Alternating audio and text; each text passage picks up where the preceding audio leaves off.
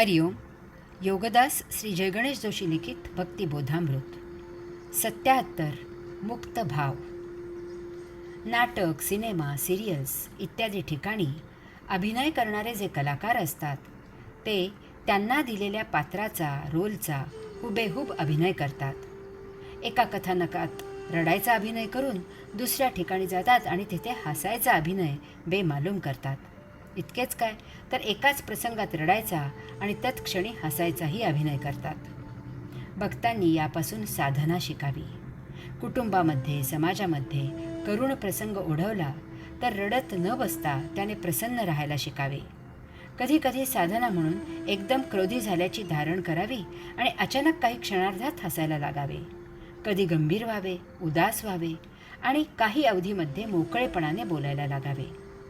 समोर कोणाला तरी गृहीत धरून त्याला मारू, खाऊ की गिळू असा अभिनय करावा आणि एकदम त्याला जवळ घेऊन प्रेमाने त्याच्या पाठीवरून हात फिरवावा. चॅनल बदलल्यासारखा भाव बदलता आला पाहिजे.